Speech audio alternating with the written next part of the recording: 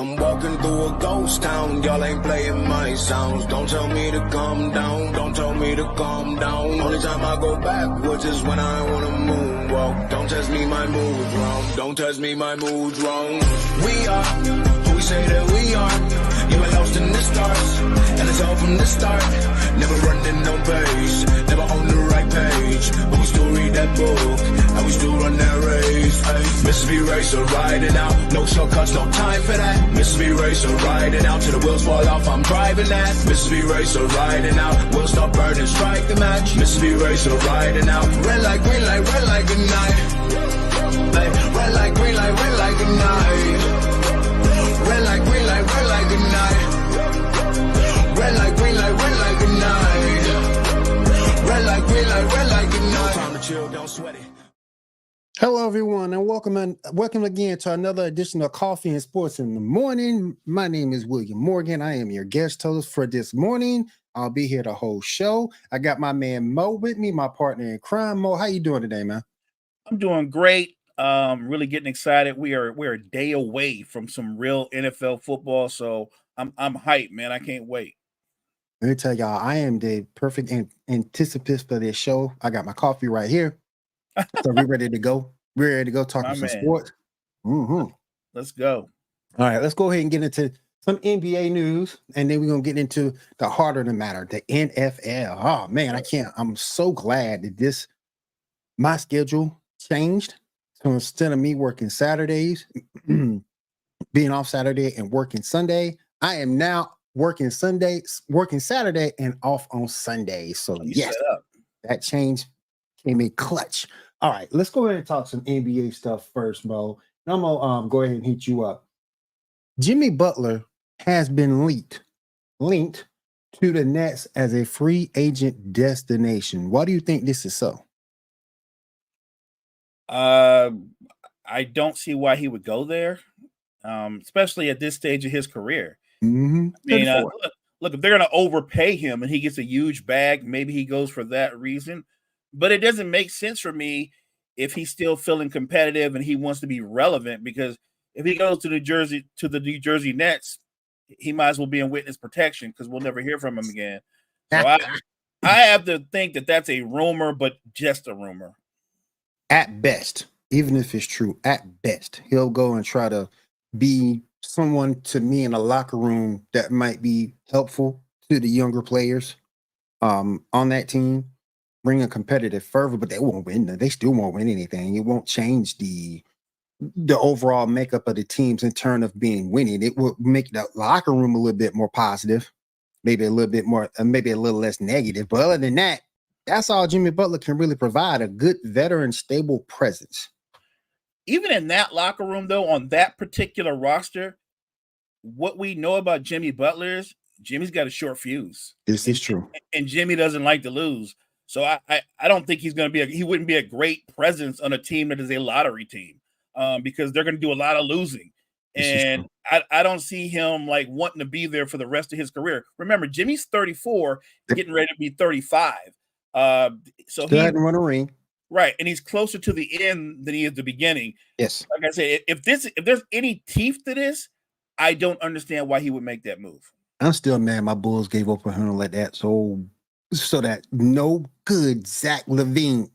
Man, don't even get me started. That's a whole that can be a show by itself. Let's move over to Steph Curry. Steph Curry did go ahead and sign a huge 1-year extension. I saw that thing. It was over $60 million. Now, part of me gets it. He's the face of your franchise. I get that part. He's been instrumental into reforming that Golden State team. But Mo, let me ask you this, playing devil's advocate for a minute, because we all know he does want to retire there.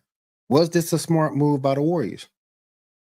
Yeah, look, he's not just the face of your franchise. He's still your best player. Yep. And even though I think he's trending 34, 35, he's still an elite player. He's still playing at a high level. Look, I think so. We all know dynasties eventually come to an end. Mm-hmm. I think Steph's going to be a Warrior for his entire career. But at some point, you don't win titles anymore. Then it's about just I guess your legacy and the numbers you put up and how long you can sustain greatness, right? Right. I'm sure he wants to win. They would have to pull off a blockbuster move. They would have to move some young pieces, some assets that they have to bring in an established star and make one more run at it. I don't know if this current front office wants to do that. I don't think they do either. I don't think they do either. All right. Next thing up. This is going to be kind of fun. Picking the winner, early predictions, way too early predictions about the winners of each division and the playoff teams for the upcoming season. Oh my goodness, this is going to be fun. Mo, let's go ahead and break this down. I'm going to start with what was probably maybe the easiest one, the Atlantic, over in the East in the Atlantic. Who do you got winning playoff teams from that division? Who do you see? I got the Celtics, right? Yeah. I got the Celtics. I don't think anybody's going to knock off a healthy Boston Celtics team. I give the Sixers a puncher's chance because of what they did in the offseason. But look, if all things right and both teams are healthy, I would still favor the depth of the Celtics over the Sixers in a series. And do you see Boston just even getting better with that Lonnie Walker signing? I mean, Lonnie Walker is one of those players that you'll see him at times, William, and he pops, and you go, why does this kid keep moving around? Lonnie Walker is very similar to the young man. I think he was on the Lakers last year. He was on the Knicks. The escapes me. You know who I'm talking about. There's talent there, but what there is consistency. They just can't put it together. I don't know if Lonnie Walker has any real impact on the Celtics other than he gives them added depth, but I don't think he's cracked the rotation. No, never the starting rotation, but I think he will be good I think he would be good coming off the bench. Yeah, he might, but like I said, so most teams go into the playoffs and they go about 8 deep. Yep. I don't know if he's going to crack the playoff. You know what I mean? If he's going to be part of that. Like I said, the talent's there. If you just base it on talent, he seems like the kind of guy that would be a terrific sixth man. The only consistent thing about Lonnie Walker is that he's inconsistent. Gene says the Sixers will rise this year. What do you think about that? I think they'll rise until they meet the Celtics. I mean, I think the Sixers are going to be good, but here's the thing: at the end of the day, everything is about Joel Embiid, right? Right. And what Joel Embiid you're going to get in the postseason. Never mind the regular season, because he's going to be terrific. What you want him to do is be healthy in the postseason, right? And if he's healthy in the postseason, like I said, I think they have a puncher's chance, but we'll see. Me personally, I actually think that Maxey should be the number one, and maybe they take the load off Embiid, right? And he should be the number two, and Paul George would be the number three. I mean, they're not going to do it that way, but that's what I would do. Me too, because Paul George got injury history itself. Exactly, but Maxey's young, he's quick, he's up and coming, and he's only going to get better. He should be the guy. Oh yeah, I agree. It's going to be interesting. So we don't have any hope for the Knicks. Look, the Knicks they're a really good team. I love the fact that they added Bridges. I don't know what they're going to look like when they hit the floor. What I do know is I don't think there's any way with the addition of Bridges, the fact that Brunson is taking on the role that he has. How does Julius Randle fit into a system that they move the ball around? And when they're ball dominant, Brunson's ball dominant. You can't have two ball dominant guys, and it just won't work. So I don't understand why this hesitation to not move on from Julius Randle, but I think ultimately the Knicks are going to learn the hard way. That's a move that they should have got done a long time ago. I think Julius may got some pictures on somebody. He got some pictures of something on somebody. I don't know. I don't know. He is beloved on that team, but not just the front office, but the fan base, because what they'll point out is they'll show you his numbers, the fact that I think he's made 2 All-NBA second or third teams, and that's cool. But I think Julius Randle made 2 All NBA second or third teams because talent wise, the East isn't that deep. Right. I think he made it by default, not because he's that good. I agree. So I think he's vastly overrated. I agree. All right, let's move over to, let me see. Staying in the East, let's move over to the Southeast. Who you got winning that division? Is that in the West? Because I'm totally confused. I'm sorry, the Central. I do apologize. Oh, I do apologize. I meant to say the Central. Chicago, Cleveland, Detroit, right. Indiana, and Milwaukee. My bad. I think that's the Bucks. That's the Bucks division to lose. Look, the only other team in that division that's going to provide competition would be Cleveland. Yeah. And I think Cleveland's one of them stagnant teams. They're a playoff contender with their current roster. They're not a title contender. So, and I'm not even sure. I think Milwaukee, as presently constructed, whatever happens this year, whatever dividends this current roster brings back, I think this is the last year you see this roster intact. Do you think that now we're not giving Indiana any shine at all in this? Now look, Indiana's an entertaining team. I think they have an entertaining style of play. But remember, when you really look at that roster top to bottom, what they have is a bunch of really good young players. That's true. Halliburton, to me, is an all-star. I don't think he's a superstar because he can only play one style. He can only play up. He can only play up tempo. You put him in a half-court set where it's more of a grind. He's a completely different player. I think Pascal Siakam, another very good player. When I call him an all-star caliber player, he's that, but he's not a superstar. What they don't have on that roster is a superstar. They have the two guys that you put beside the superstar. Right. They still don't have a superstar. They're in the hall of the very good, as I would like to say. Exactly. I know a lot of people have already anointed Halliburton a superstar, but that's where we at in today's NBA. A guy has a couple of good seasons, he a superstar. Let's move over to the other division. Let's move over to the other division in the East. I'm assuming we're looking at the Miami Heat. And that's about it. I like Orlando, don't get me wrong, but you know what? I'm thinking it's Miami, but I do love Orlando. I will give it that. I will say that. I like their play style. If Miami stays status quo and they're what they've been, and it's Jimmy Butler's team, then I think Orlando's going to win that division. I think what you got from Bam in the Olympics, that he extended his range. If that's just not an Olympics thing, but he can take that into the regular season, where Bam is a threat on the perimeter and it opens up his game, it becomes Bam's team. They become a better overall team. He becomes a better player. He elevates. If that's sustainable, then I like Miami. I like Bam elevating himself to being first team All NBA, or maybe second. He wouldn't be first team. Second. But I just think if he really can extend his range on a consistent basis, it completely opens up his game because he's quicker by far than any big out there. I do like Orlando, though. I will say that. I like their play style. I do like them. I just don't think that if Miami can make those changes, as you said, I think Miami would be the better team. The only problem with Miami is outside of Bam and Hero, they're old. They're old. They're old team. They're just old. Cut and dry. They're old. Orlando might not have maybe the name recognition, but they're a lot younger. Yep. They're a lot deeper. And I think their best player, Paolo, is only going to get better. He's only going to get better. Agreed. All right, Mo. So let's look at the Eastern Conference as a whole.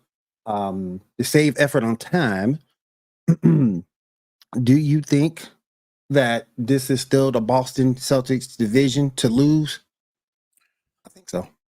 I think if you're talking about who's going to be in the conference finals, conference finals. If you could make it Celtics Sixers, I'd love to see that. I can take that. I'd be there for that all day. So only thing about it though that concerns me, and I go back to it. I've never been, and I've been called out for it. I've never been a Paul George guy.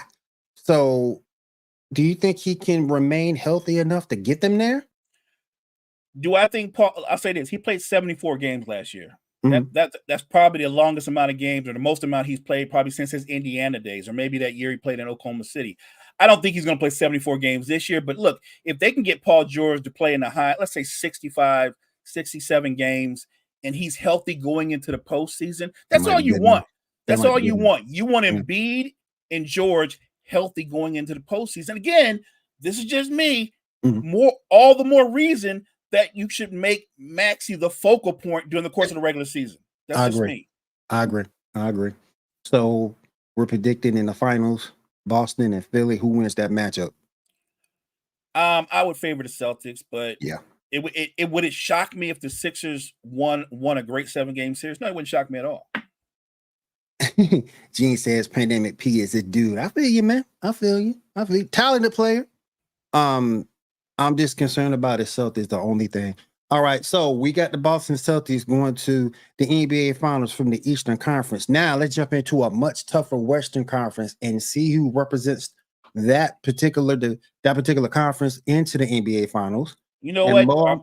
Do you want to go through the whole West, or could we just kind of jump ahead to the We end? can just go ahead and jump ahead because I think we all know, but fair enough.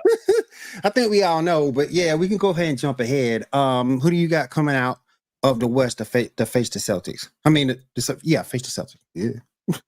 So I think right now, I think you're going to see the Timberwolves and the Mavs in the conference finals again. I will say my dark horse to mess all that up is the Timberwolves, Minnesota Grizzlies.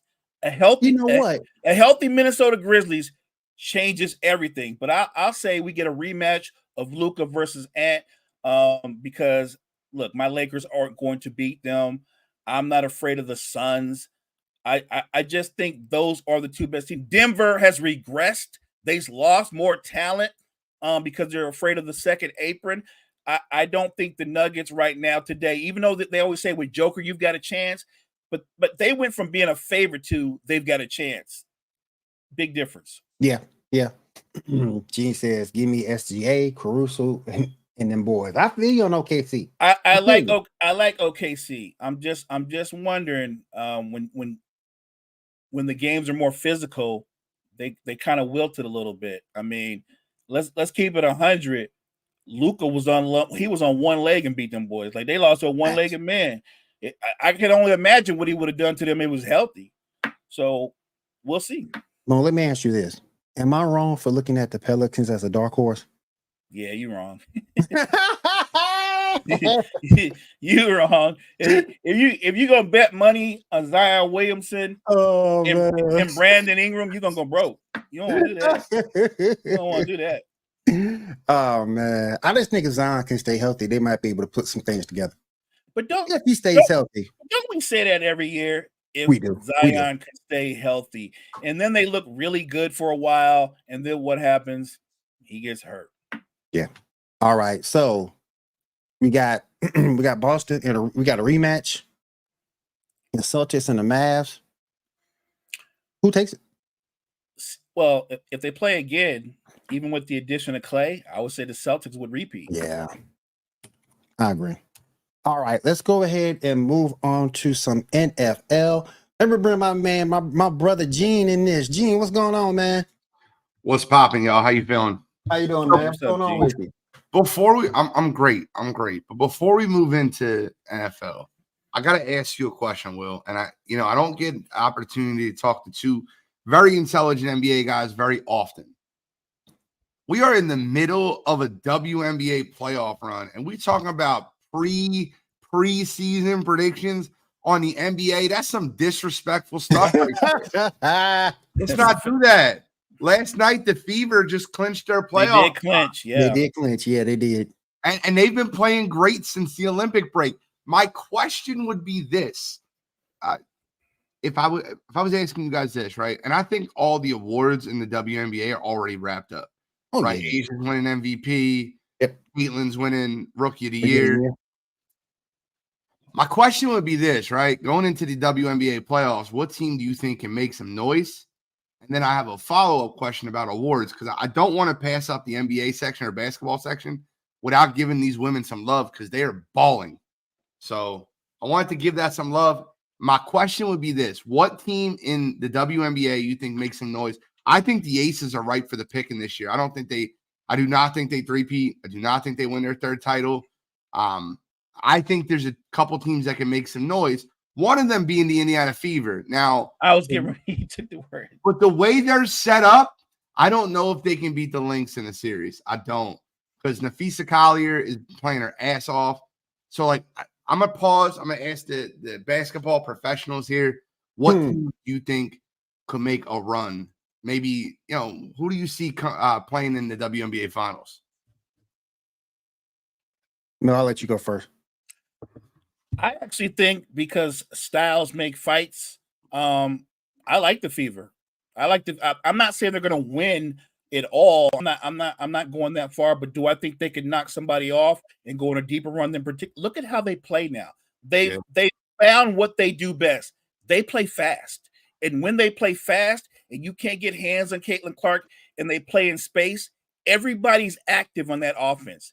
They're not just entertaining to watch. They are hard as hell to guard because everybody's a threat on that team. They have bucket getters besides what she can do. I love Caitlin Clark, but she's actually elevated her game. Like somebody made a comment and said, even though we know who's going to win the MVP, that what she's done in the second half, she should get some kind of love, like maybe be fifth in MVP voting. I don't disagree with that. Chris and I came on before the season started and said, look, we thought Caitlin was going to be good. We thought she was going to have a good rookie year. Not be the best player right away, but a good rookie year, but on a bad team. And look where this team is. They started off horribly. I think they were like 1-8 or 0-8. And look where they are now. It is not crazy to say this. I'm not saying she should be MVP, but she should get some MVP mentions, some kind of love like that. I do think the Fever, if they can play their style fast and up tempo, I think they can make a deep run. If a team doesn't slow them down, I agree with Mo. Plus, MVP stands for most valuable player. What would Indiana be without Caitlin Clark? So I do agree with that statement as well.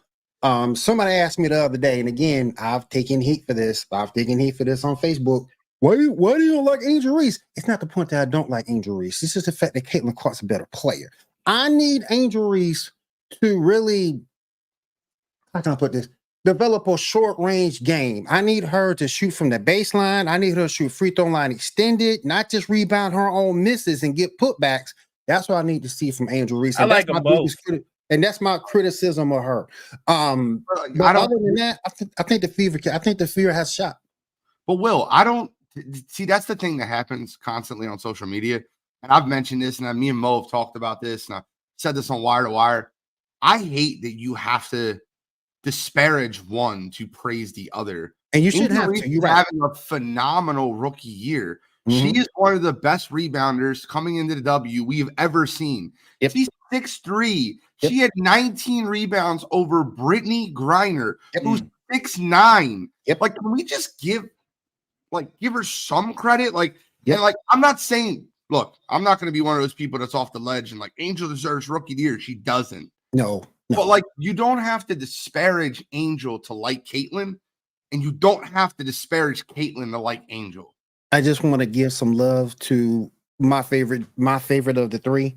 Cameron Brink, if she didn't get hurt, I think her name would deserve to be somewhere mentioned in this. She was having a hell of a year too. Hell of a shot blocker before she got hurt. So I'm really looking forward to see what she brings next year. And then we gotta wait a little bit, but Juju, okay. I know what I'm talking about. I want to give Chris some love. He spoke to me on Friday and he compared Caitlin Clark to Jordan and Angel to Rodman, both Hall of Fame talents, but different. I think that's a very good comparison. I don't know if I can call Caitlin Clark Jordan yet, but I will say this: the Rodman comp for Angel Reese. I mean, I feel like that her offensive game will improve to where you won't call her Rodman. But I want to go back to the point. The two teams that I see in the WNBA finals, and I think the New York Liberty ultimately end up winning the finals. Yeah. But I love Minnesota. And Nafisa Collier, who's second in MVP voting, like second in MVP odds, has been incredible on the Lynx. I want to give her all the credit in the world. I think they'll beat the Sun. I think they'll beat the Fever. I think they got a really tough road to get to the Liberty, but I think Minnesota is the team. I really, really believe that they're the team. And I think they'll push the Liberty to the limit. I am going to say something disparaging, and I can do this because I'd like to. You know what the most overrated player in the WNBA is? I'm dead serious when I say this, and I don't mean to be disrespectful. It's Sabrina Ionescu. I am so sick of her being put up in MVP voting right next to Breanna Stewart. If you watch the Liberty play basketball, you know who their best player is. Sabrina Ionescu is not even on the same planet as Breanna Stewart. We can stop that conversation now. And nothing against Sabrina. It was a really good story. She shot against Steph. She's a decent three-point shooter. Mhm. But when she got on the court with them dogs in that Olympics, Came up short. her minutes were not there. That was Nafisa Collier's minutes. Those were minutes for Diana Taurasi and Sabrina Ionescu found themselves on the bench. And I'm not against them. It's just they're not as good as the NBA or WNBA's top talent. So I got Minnesota and New York. Who you got, Will? I'll agree with that statement, particularly with the Liberty. I'll take that statement. I'll agree with that. I'm just a big Stewie fan, so I would love to see her. I agree about the Aces too. I've been watching a lot of and they're not the same team. They don't seem nearly as cohesive. They're kind of staggering. As great as it feels like when you watch them play now, they almost lean too much on Asia. And nobody else is doing anything. They're just watching her play. Sometimes it can be stagnant sometimes because they'll pass the ball down low and there's no ball movement when she gets it. So that's a good point. That's a factual statement. I actually look at the Aces as a team that just does not seem like their chemistry is there. It don't seem like that group is playing together at a level in which they did. Chelsea Gray doesn't seem the same after her injury. But yeah, they're relying too much on Asia, and she's definitely doing her part. She'll have 35 and 17 in a loss. I'm like, what are we doing? How does that happen?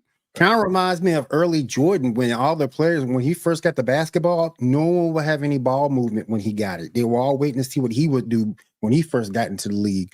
That's what it sort of kind of reminds me of. All right, well, this is the Wednesday before the NFL season. Yep. And I want to move on to NFL talk. And the first thing I want to talk about, I do want to.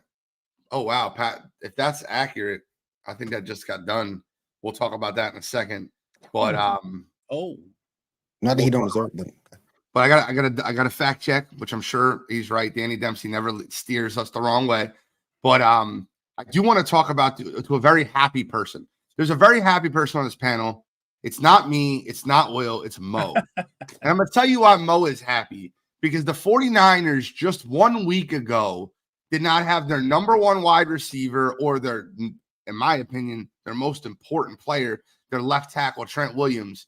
And both deals got signed. Now, long-term, what this means is they don't really have the money to be shelling out for a lot of players. Brock Purdy, if and when he gets paid by San Francisco, it's going to be something that's got to be reasonable for San Francisco, and they're not going to be able to spend on other players around him. Like CMC, Deebo Samuel, this could be the end after their end of their question. Didn't Deebo restructure the other day? He did. Okay, but I don't think that's still frees up enough money for Brock. He restructured. But I will say this. If I was a 49er fan, I would be elated today. Because all I know is I have the prime of my team for another Super Bowl run and another year playing together. They don't get worse, right? They didn't lose many pieces. Right. Checker Fred still man in the middle. Yep. Look, I love Fred. Plus, you win nothing. You win nothing without Trent. And they know that. You win nothing without Trent. They know that. 3 in games Trent didn't start last year. Yep, they win nothing without Trent. So they know that was something that they had to get done. Mo, I want to hear your thoughts. I'm gonna pass the mic right over. Yeah, look, I was concerned about the Ayuk situation, but I was much more concerned about Trent Williams. He's everything to that offense, everything to Purdy's blind side. Mm-hmm. I think he's still the best at what he does. I still have concerns because obviously Mitchell's out for the season. My concern is that. Wait a minute, you ain't got no trust in Jordan Mason. Hold on now. Jordan Mason, look, he hasn't done much. No, you're trying to put him into a bigger role. I hope that he can adapt to that role, because what you don't want is, I don't think you can add to CMC's workload. You don't. Right. I don't want CMC with 28 carries, and then you get him out the backfield. That's too much. I actually think this particular season, because of the Mitchell injury, they will find ways to scheme for Debo, and Debo will become more involved in the offense. Matter of fact, I would not be surprised if Debo literally lines up at tailback and takes a handoff. It would not shock me because, I mean, he's actually bigger than McCaffrey. So, look, I just think that Shanahan is such an offensive mind that he will find a way to get other guys involved and take a load off of CMC. Agreed. Although, that being said, yeah, I'm elated. Gene's right. But, man, the first game out the box, the Jets. Ravens. Oh, Jets. I'm sorry. That defense, the first – look, even with Trent, that defense, whew, that's going to be a tough one. That's going to be a tough one. It's a retooled defense, but it's still going to be tough, yeah. We do have breaking news on the Coffee and Sports morning show. Pat Surtain has agreed to a 4-year extension worth $96 million. That's $24 million per year, making him the highest paid cornerback in the history of the NFL. Wow. Well deserved, Mr. Patrick Surtain. Oh, yeah. Oh, yeah. Oh, he got, yeah. Well deserved. PS2 is that dude. Yep. That's well deserved. And the Broncos have that money. They just got that rookie quarterback. They got all that money off the books. They got the money. Nix is looking good. I didn't believe much in Bo Nix, but from everything I'm seeing, he's doing good. He's doing very well in training camp. You know what's funny? When Bo Nix came out, I said Bo Nix is very system dependent. Yeah. I thought it mattered so much where Bo Nix landed. The system that he landed in Denver is the exact system that I think he needed to land in. I call Bo Nix the poor man's Drew Brees. Their system and the way they throw the football is so accurate. Short passes, accurate passing, West Coast style offense, the exact offense that Sean Payton ran in New Orleans with Drew Brees. Plus, he has a really similar running back in Javonte Williams that's really close to a young Alvin Kamara, really close. He just needs to stay healthy. And I like that. And I like that pairing. You still got Cortland Sutton. So, yeah, I like what Peyton's doing with that offense. It'll be very interesting to see how Denver looks this year. Oh, yeah. Now, I do want to talk about on the other side of the coin. We just had an elated fan. There's a very disheveled fan here today, and it's a fan of a fantasy football player that doesn't look like he's going to play week 1. And that's Jamar Chase of the Cincinnati Bengals, who continues his holdout. Now, I did a lot of research on this before I brought this up on Coffee and Sports.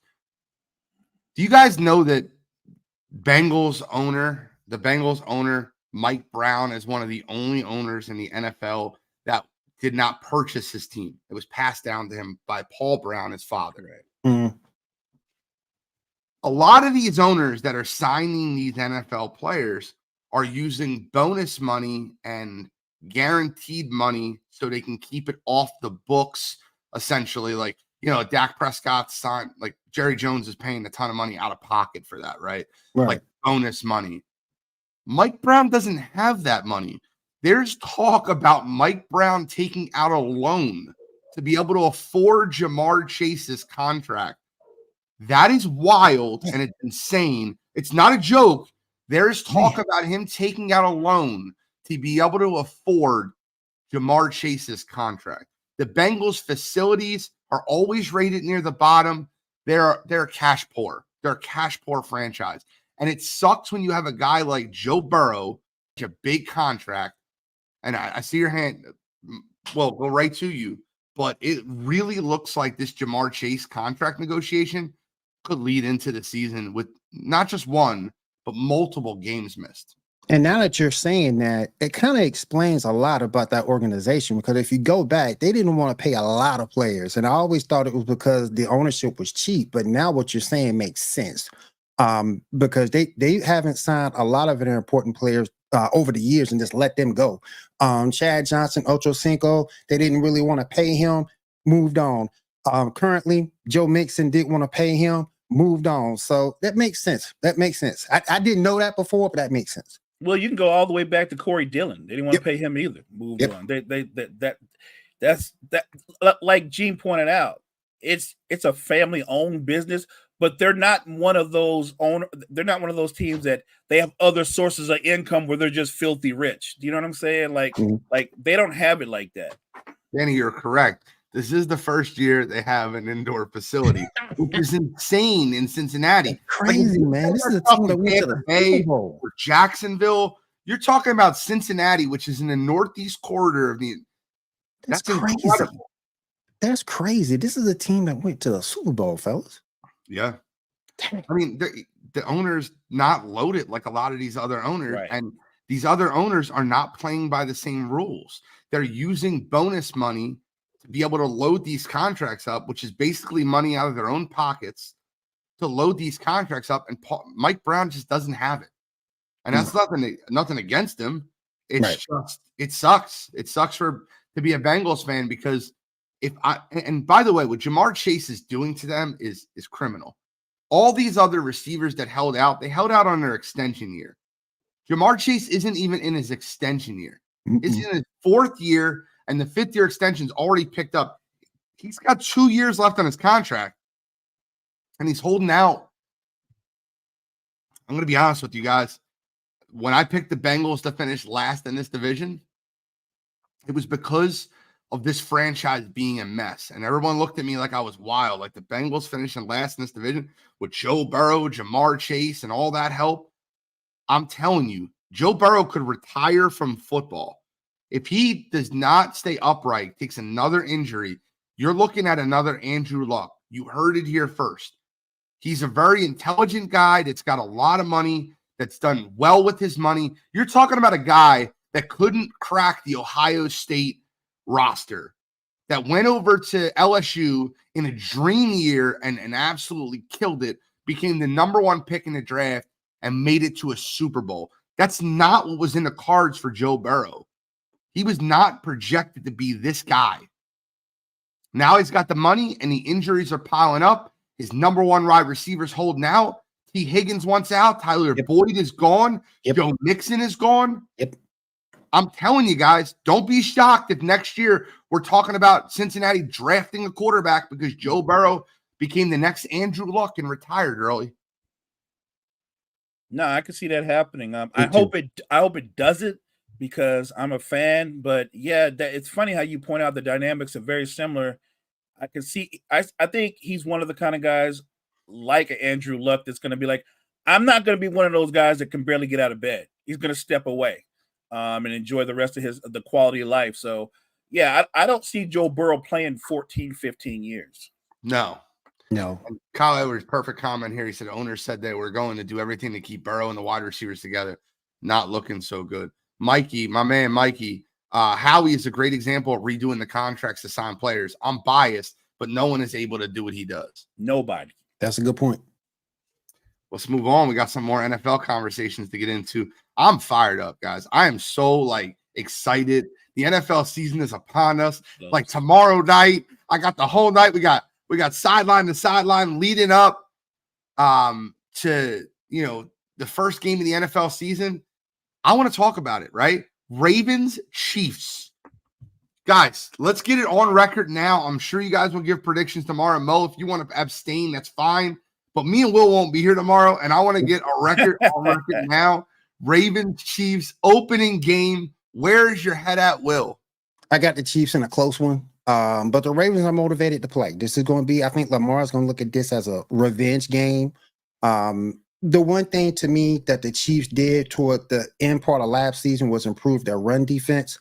So I think they might be able to put some of the brakes on Derrick Henry just enough. I still don't trust the Ravens receiving core. I mean, Zay is good, don't get me wrong, but I don't trust that Ravens receiving core that much outside of Zay and Mark Andrews. And if Mark Andrews gets hurt, then of course you got Isaiah Likely. But I got the Chiefs and that new offense. I think they're going to air it out. I think Pacheco does enough to keep the Ravens defense off balance, and I think the Chiefs get this win in a close one. Mo, where are you at? I think this game, and I know it's the first game of the season, but I think it means everything to the Ravens psyche. I think it means everything to the team psyche and their fan base's psyche. They want this. I know it's not just a regular season game. That said, though, I think Kansas City breaks their heart again. The Ravens defense is dominant, but I want to remind everybody that Chiefs defense, maybe not as good as the Ravens, but it's better than the Ravens offense. Yep. I'm going to favor the Chiefs in a close game. It's going to be Okay, close. so- I think it's going to be really close. Something like 24-21, something to that ilk. If it comes down to field goal kickers, I think that's also where the Chiefs will, and special teams, I think that's when the Chiefs would also differentiate themselves and get this win. Did you just say if it comes down to field goal kickers, the Chiefs will differentiate themselves? Do you Yep. realize who's kicking field goals I for the know, Baltimore I know. Ravens?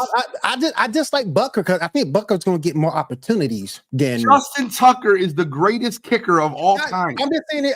I'm not saying he's not, but I'm just saying in this game, I think Butler's going to get more opportunities than Tucker does because of the offense. I will be on the other side of the coin. John Harbaugh is 10-2 in week 1 games. Andy Reid is 11-8. John Harbaugh constantly starts strong out the gates. It's the reason he plays so many starters in the preseason. He believes in starting the season strong, which is also why a lot of his teams normally fade out and fizzle out come postseason. He also leads the NFL in injuries in December and January, which a lot of people don't know. But I will say this, the Ravens want this game more. They need this game more. And I can pair this to last year's opening week in which the Lions went into Kansas City and got a win. I think that the Ravens will do the same thing. I think it means more to them. With the Kansas City Chiefs coming off 2 Super Bowls, I think to them it's let's start the season. Let's get the kinks out. They're working in a lot of new pieces. You got rookie wide receiver Xavier Worthy. You got Hollywood Brown, who's not going to play. He's hurt. Nope. You got a lot of different situations that are going on in Kansas City, whereas with the Baltimore Ravens, same number 1 wide receiver, same number 1 tight end, and then you added that beast of a man, Derrick Henry, to play in that backfield with the best middle linebacker safety combination in football with Roquan Smith and Kyle Hamilton. I'm going with the Ravens. I think the Ravens win this one 34-21. I think it'll be a close game. I think the Ravens pull away late. They score up 27-21 to make it 34-21. And I think that's where the game ends. And then people are questioning, is Patty hit a cliff? Is Travis Kelce okay? The Chiefs will be fine. They're going to be fine. We've seen them rebound from a week 1 loss before and going on to have a successful season. So if they do lose, I don't think it would be earth-shattering or something that they can't get over. No, the Ravens will win. And then when we get to the playoffs, should they meet again, they're going to be, remember what they did to them in week 1. And that will be a completely different Chiefs team. And the stakes will be much higher. Oh, yeah. So we'll see. Like I said, I know a lot of people made a big deal about Derrick Henry. I want to see what he can do. I think that Chiefs defense won't have a hard time stopping him. He's a straight one cut back. They don't leave a lot of alleys in the middle. I think he's going to have a minimal impact in the game. Plus, he doesn't go out and catch a lot of passes either. So, well, you know what he is? He's a big back, and he trucks a lot of guys when he gets to the second level. But he's not really I wouldn't call him a true power runner. He's a breakaway back who weighs like 245, 50 pounds, but he's not really a true power runner. So right. I don't think, unless he can break a big one, I think he'll have a minimum impact.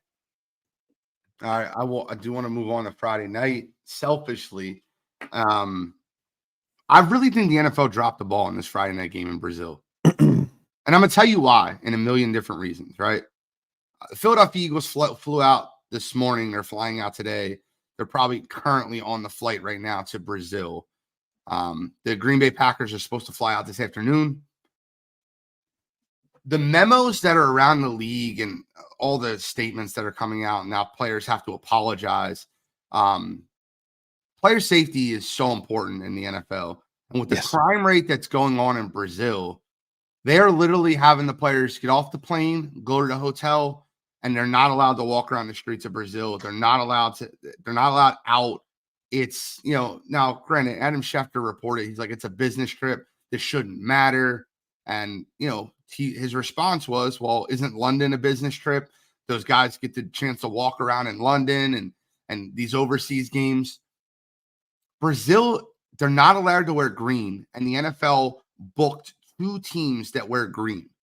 The Philadelphia Eagles will be wearing white jerseys with black helmets and black pants. You're not allowed to wear green because of gang colors in Brazil. It's wild. I don't know what the I think the Packers will be wearing yellow, but it's a really interesting concept. And I would love to get your thoughts on, did the NFL drop the ball by booking 2 green teams in Brazil when you're not supposed to wear green? And with all the crime that's going on, are they trying too hard to make this game a worldwide game? It's like they're trying to appeal too hard to an international fan base, and it doesn't take all that. It doesn't take all that. You could have played this game in another into another country who would draw more fans than what Brazil would do. I already think that the NFL, to a degree, has already got a huge worldwide fan base, and if you're going to try to expand that base, then you need to do your homework. The fact that Brazil has a high crime rate, and it's an insanely high crime rate, know the situation, right? Read the room. Why would you book 2 teams that wear green when, if you wear green in Brazil, somebody's going to go upside your head? That they did not do their homework. They absolutely dropped the ball, and I think they set them up for failure. Like, it's a business trip. But now you're in. But now you're what both teams are like, I'm just going to stay in my room, right? Like it's a business trip, but you shouldn't have to like feel like fear for your life or your safety. That's not just a business trip. Most business trips, you're not worried about being harmed. So yes, they dropped the ball. Your head should not have to be on the swivel to protect yourself on a business trip. And it takes away from the overall good game I think we'll get, because both these teams are high powered, and I think it's going to be a great game. But this takes away from that, and that's messed up. I really am interested to see how the playing surface is going to be. I'm hoping, I know it's on natural grass, which is great. Players really love the natural grass. They're playing on a soccer field, which is, totally different. It's a different atmosphere. I'm interested to see how that affects injuries, how that affects anything that would go on to this game, right? I'm glad it's on a Friday, so it doesn't affect travel schedule for these guys. Normally, when you travel back, you got that couple days to kind of cure that jet lag. It's not that far of a trip. It's a far trip, but it's not like you're going across the pond. But I just really am interested. He said, what about serious injury? Actually, it's funny. CJ Angelo just brought this up. Not only all the factors you mentioned, what about serious injury? What's the quality of care in a place like that? That's a great point. That's a good point. Great point. Great point. I'm not so sure that the teams won't be traveling with the best doctors in Brazil. No, you know what I mean? Like I think that the training staff and the guys that they bring there are probably going to be as good as it gets. That is an excellent question. Let's just hope that both teams can avoid any type of serious injury, so we don't have to find that out. Yep.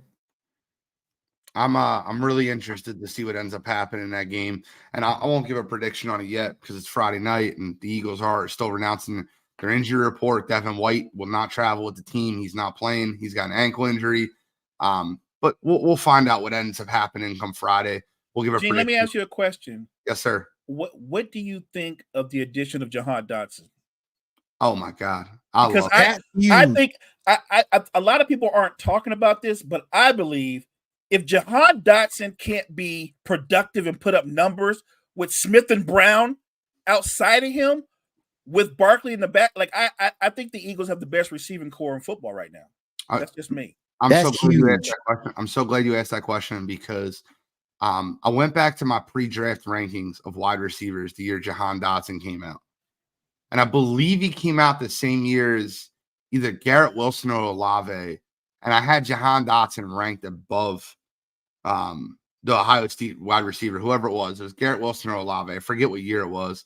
But the reason I had Jahan Dotson rated above Wilson or Olave, and I don't think you've seen anywhere near what you can see from Jahan Dotson. I want to say this real quick. I want to read out the quarterbacks that Jahan Dotson's had throwing him the football since college. Sean Clifford, Sam Howell, Carson Wentz. Who was the quarterback his rookie year? Who was Washington's quarterback 2 years ago? Ryan Fitzpatrick opened the season. Taylor Heineke. That's the quarterbacks he's had throwing the football. Jahan Dotson is one of the best bad ball catchers of a football I've ever seen. Watching him play at Penn State and catching the ducks that Sean Clifford threw out. And the funny story is, the Sean Clifford thing. Sean Clifford beat out Will Levis for a starting job in Penn State.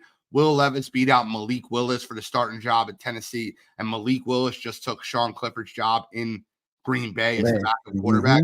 It's like a circle. I think that you're literally looking at a carousel of bad quarterbacks. And with Jahan Dotson coming to Philadelphia, the Philadelphia Eagles seriously lack depth at the number 3 wide receiver position. Last year, they had Quez Watkins, who was supposed to be a burner, fast guy, but he could not track a deep ball. And when you got physical with him, he would just get bumped right off his route. Jahan Dotson is everything you – now with that Kellen Moore offense, you can move A.J. Brown or Devontae Smith into the slot because Jahan Dotson can play the X. I love the addition of Jahan Dotson. I love the addition of Saquon Barkley. I think the Philadelphia Eagles are primed for a very, very good season, but Jahan Dotson's addition is something that stood out a ton to me. That team is definitely a team you cannot stop. You cannot stack the box. You definitely can't stack the box. And that's what's going to make Saquon so dangerous.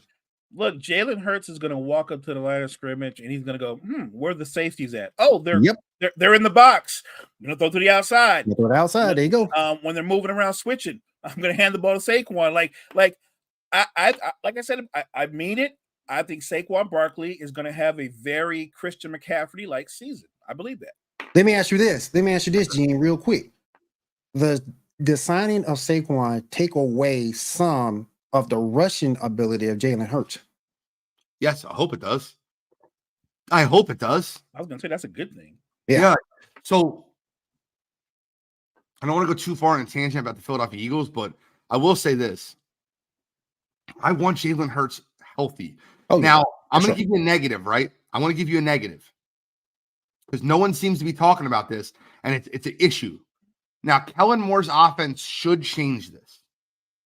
But if I'm Green Bay or I'm any team in the NFL, the first thing I'm doing is finding out if the Philadelphia Eagles can beat the blitz because they couldn't beat it the last 7 weeks of the season last year. Nope. I'm running nickel, double A, double mug, quarterback contained blitz. That's what they ran. It was the same defense ran by the Giants, by the Buccaneers, by the Arizona Cardinals. Every team ran it. Nickel, double mug, quarterback contained. That's the call. The edges are making Jalen Hurts step up into the pocket, and they're blitzing, and making him make quick reads and quick decisions and put the ball somewhere. And the Philadelphia Eagles absolutely failed at that last year. You learned in high school. If you played football, you learned in high school what a blitz beater was. You know what a blitz beater is? A slant, a drag, a go.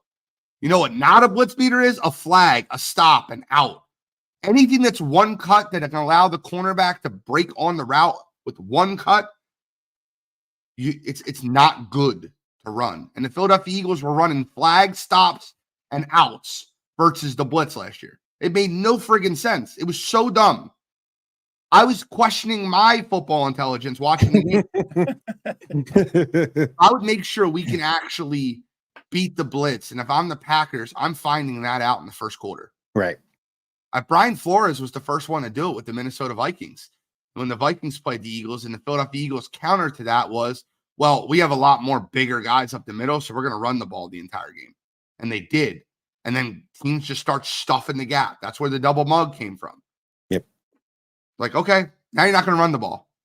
Now you're going to have to throw the ball. I'd like to see if the Philadelphia Eagles can beat that.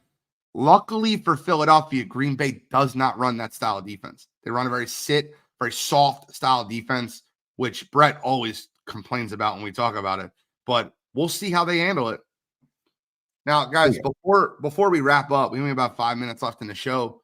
I do want to get you now. I won't not be giving mine because we'll be releasing them all tonight on Wire to Wire Sports Podcast tonight, 7 p.m. Eastern Standard Time. Join us. But I'd love to get your award winners: MVP, Offensive Player of the Year, Defensive Player of the Year, Offensive Rookie of the Year, Defensive Rookie of the Year.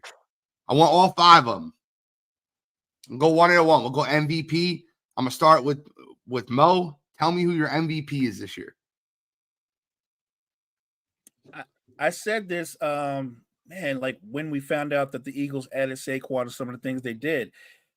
I think Jalen Hurts is going to have an MVP caliber season. I really do. And I know we just talked about what he struggled with, but I think what I like about that kid is he is his own worst critic.